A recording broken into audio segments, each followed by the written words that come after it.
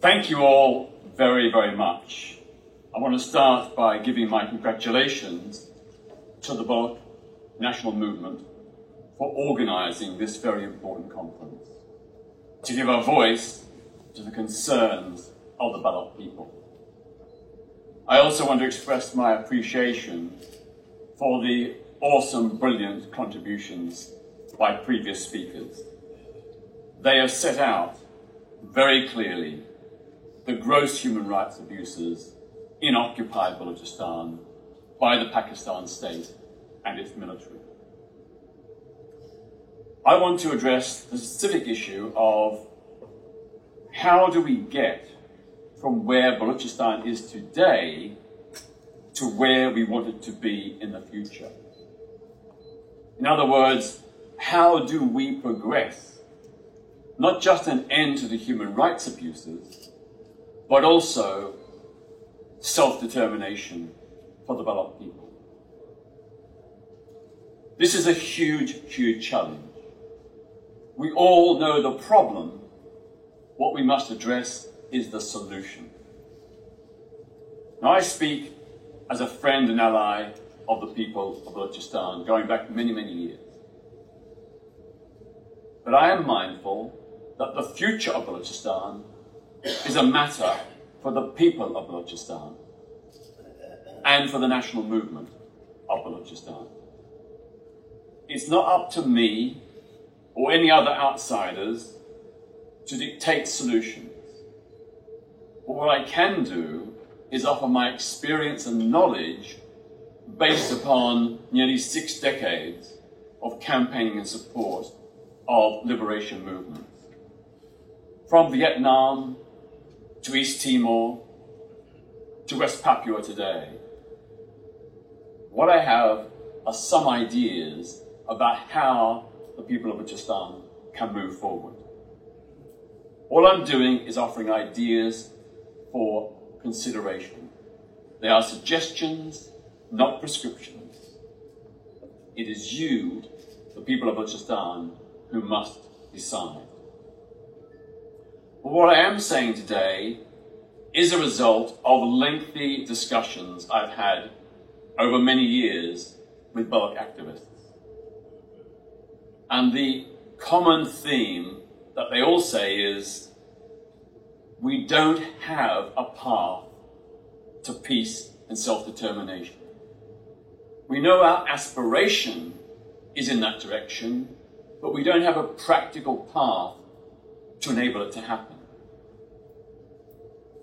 Now, there are many laudable different aims from different sectors of the Balochistan National Democratic Movement. And that comprises, of course, many different organizations, not just the Baloch National Movement, but many others as well. The problem is there isn't, in my perception, and the perception of many Baloch activists, any coherent, practical path for a plan of action that will lead to peace, to end the occupation, and to secure a negotiated legal settlement. In my view, and the view of the activists I've spoken with, there is a common agreement that the Baloch movement needs to put Pakistan on the spot by proposing a credible plan of action. This is what we want. It's how we're going to get from here to there. The international community also wants to see a plan. If they're going to support your struggle, they need to know what your plan is, what you want, how you propose to get there. They want to know what you stand for and what you propose to achieve a solution. Many of you will be familiar with the draft Balochistan Freedom Charter, the draft Balochistan Freedom Charter, which was first proposed here in Geneva in 2010 by a coalition of Baloch activists. It is a roadmap to de-escalate the conflict and lead to national liberation and the creation of a new independent state. It proposes a 6-stage process for peace and self-determination. And I want to outline them each briefly. Very importantly, it draws on the ideas, the principles, the policies that were used in the Vietnam peace process in the 1970s to end the US-Vietnam War. The first principle is a UN-supervised ceasefire, the cessation of military operations by all sides, which means the confinement of Pakistani military forces to barracks and Baloch national insurgents to guerrilla camps. That's got to be the starting point. A de-escalation, an end to the fighting, a negotiated agreement. The second principle is the release of all political prisoners and all disappeared persons. A full account of those who are no longer alive. And that is incumbent on the Pakistan state. The third principle is open access to all parts of Balochistan for media, aid agencies, and human rights organizations. That access, that transparency, that openness is absolutely essential so the world knows through independent cooperation what has been happening in Balochistan. And as you know, right now, Balochistan is effectively closed to journalists, international journalists, aid agencies, and human rights organizations. The fourth principle is the right of return of displaced persons. Refugees who fled Balochistan, they must have the right to return. They must have the restitution of their land and property. And there must be full compensation by Pakistan for losses caused by its forces during the conflict. The fifth principle is an end to inward colonization of Balochistan by non-Baloch settlers. What Pakistan is doing is deliberately encouraging inward colonization with the ultimate aim of outnumbering the indigenous Baloch people, so that the population becomes non-Baloch and therefore can be used by the Pakistani state to pursue its objectives. And the sixth and final principle is there's got to be a UN-supervised referendum on self-determination which offers the people of Balochistan the option of independence. Now those are 6 core principles which could be the negotiating template for a peace plan. Of course, Pakistan is going to resist. But if the people of Balochistan go with a peace plan similar to these 6 principles to international aid agencies, to the United Nations, to the European Union, to the United States, if they go to them with this plan, the world will know that you have a credible, practical, achievable solution. And that's what mobilized public support for the Vietnam peace plan in the 1970s. The Vietnamese had a plan, they put it to the world community saw it as achievable, and therefore the world community pushed the United States to agree a settlement. Now the Balochistan Freedom Charter also proposes 6 principles as the basis for an independent state of Balochistan. And this is incredibly important because the international community is not going to support your struggle unless it knows what you stand for, unless it knows what you would do if you had power, if you had control. So the first principle is social justice, equality, and human rights for all Baloch people, based on the principles of the United Nations Universal Declaration of Human Rights, including, very importantly, equal rights for women. As we've heard before, Balochistan is a deeply patriarchal tribal society where women have not had an equal place historically. But this is your chance to turn that page and make it clear that when Balochistan is free and independent, women will have equal status in that society, which will strengthen international support for your movement. The second principle is one of land reform, the right of every adult Baloch person to have a share in land ownership. As you know, right now, there are huge disparities of wealth and income in Balochistan. There is a very, very disparate relationship between land and certainly very wealthy families and the wider ordinary Baloch population. That has to change. There's got to be equal access to land ownership by all the people of Balochistan. And allied to that, the third principle, which is a redistribution of wealth and power to all the people. So a democratic parliament based on universal suffrage for every Baloch person, every adult Baloch person, and a fair share of Balochistan's resources.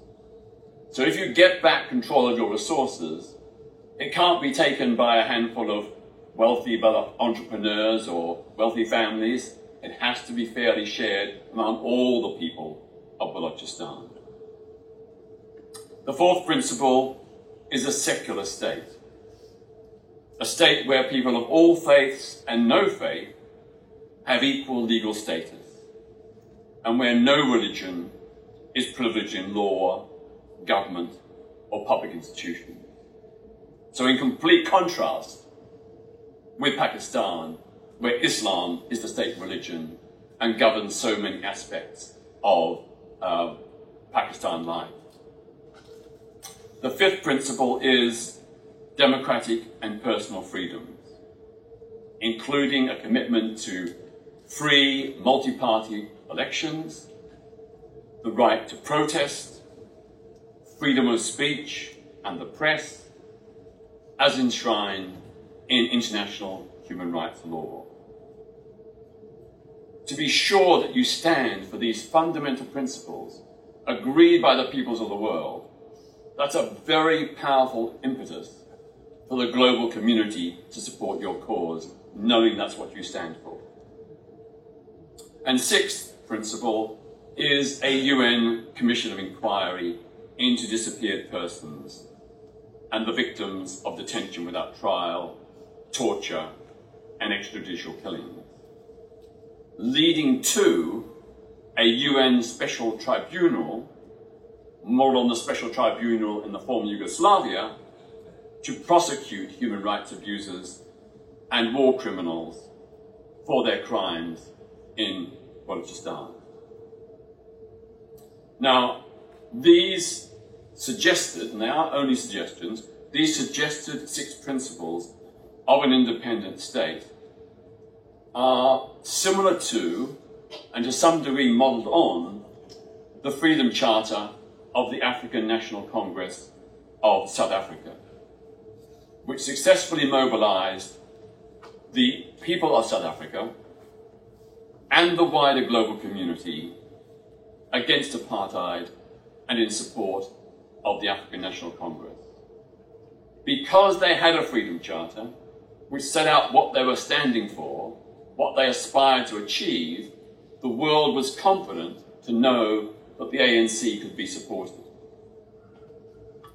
if I can just reiterate, this draft Balochistan Freedom Charter is important for 4 reasons, some of which I've already elaborated. Number one, the people of Balochistan, first and foremost, have a right to know what the National Liberation Movement stands for. They are much more likely to rally around and unite behind a clear, practical, concrete liberation program. 2, the Balochistan Freedom Charter could become the focus for uniting the many diverse Baloch factions. It's worded with broad appeal to unite the largest possible number of Baloch people, despite whatever other disagreements they may have.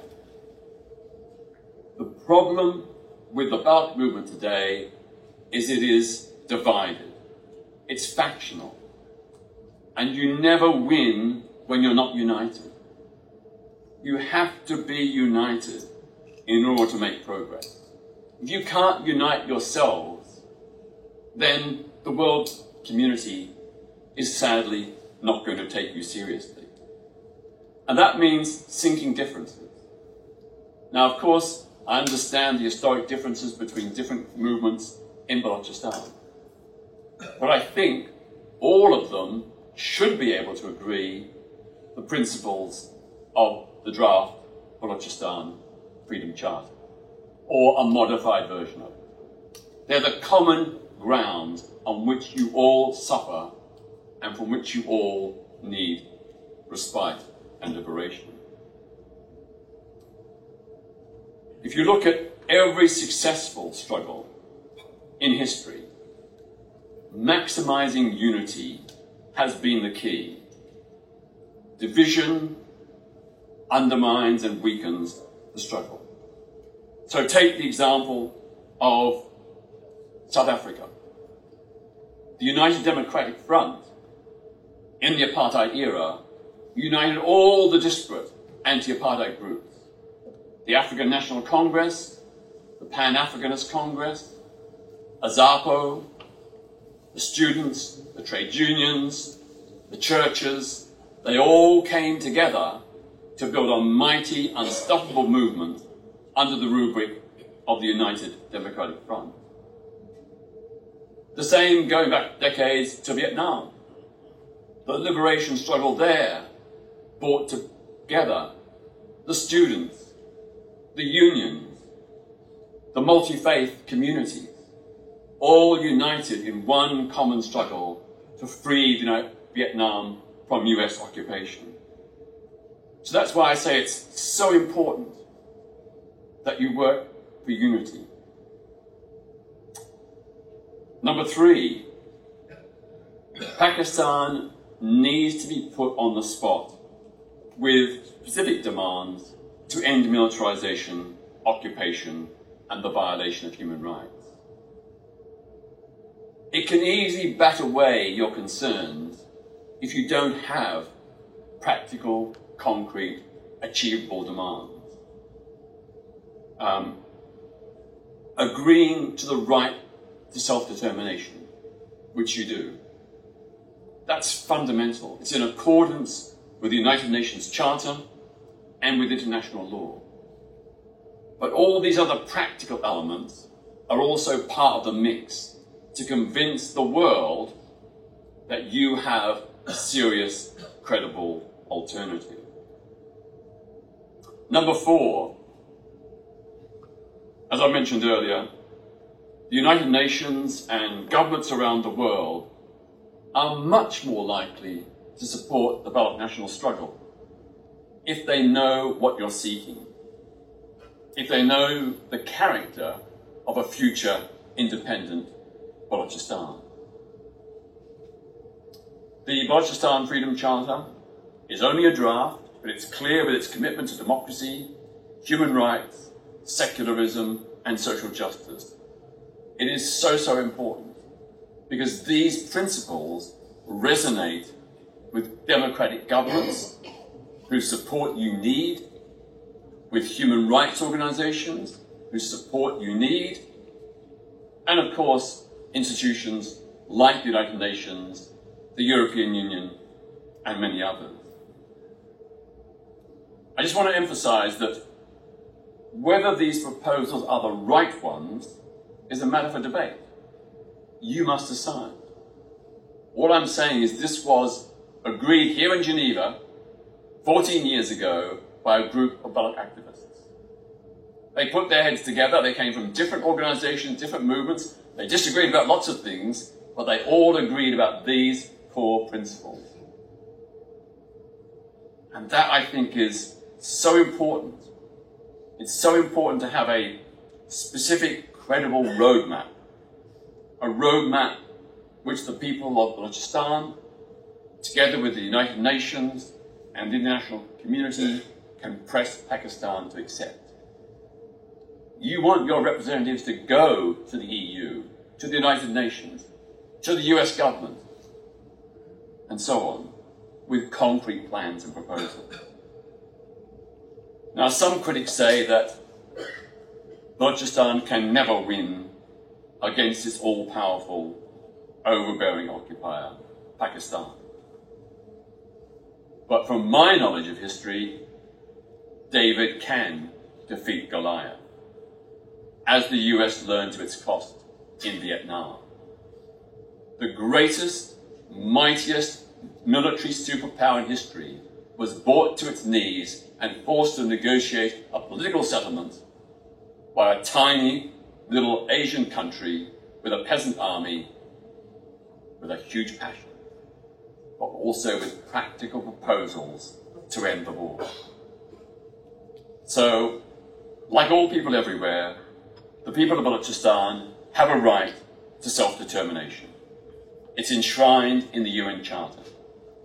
Use it. Vocalize it. Pakistan can delay Balochistan's right to self-determination. It can put off independence, but at great financial, moral, political, and reputational cost. One thing is certain: the freedom of Balochistan cannot, must not, and will not be denied. Thank you.